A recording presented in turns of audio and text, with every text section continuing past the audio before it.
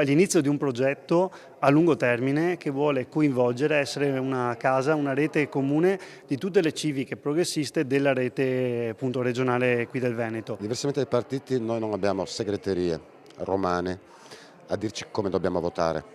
Il voto in Consiglio regionale non sarà mai merce di scambio in cambio di qualcos'altro, cosa che purtroppo avviene a livello di partiti politici.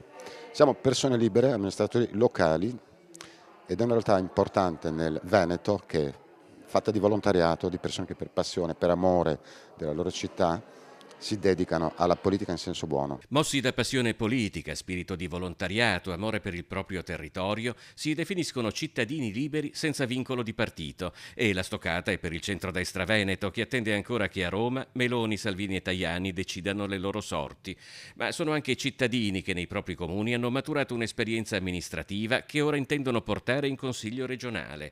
È la Rete Civica del Veneto, un laboratorio aperto per fare ciò che anche a livello nazionale finora non aveva mai fatto nessuno. Ad organizzare per provincia le reti delle civiche che potranno dare un contributo e soprattutto allinearsi a quelli che sono non solo gli amministratori del territorio che hanno già raccolto la fiducia dei propri cittadini, ma anche lavorare con le scuole e le officine sociopolitiche che hanno lavorato nelle varie province in questi anni e poter raccogliere quello che è la volontà e l'espressione dei giovani che sono la nostra speranza e il nostro futuro. In vista delle prossime elezioni regionali si è partiti da Venezia, poi sarà la volta di presentazioni analoghe a Belluno e Rovigo, quindi degli altri capoluoghi di provincia.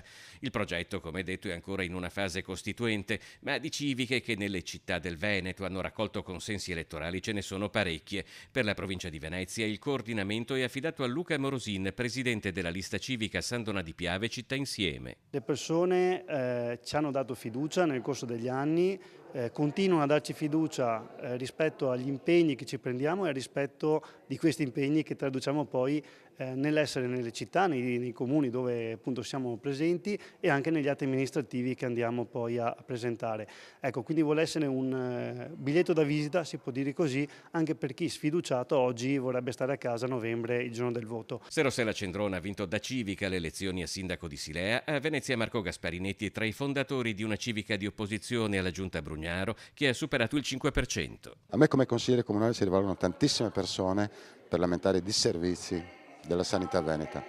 Come consigliere comunale devo rispondere, non posso farci niente, ma un domani che saremo in Consiglio regionale avremo voce in capitolo ai fondi europei. Tutti i fondi europei transitano dalla Regione Veneto, è la Regione che decide come assegnarli. Avendo lavorato 30 anni a Bruxelles, credo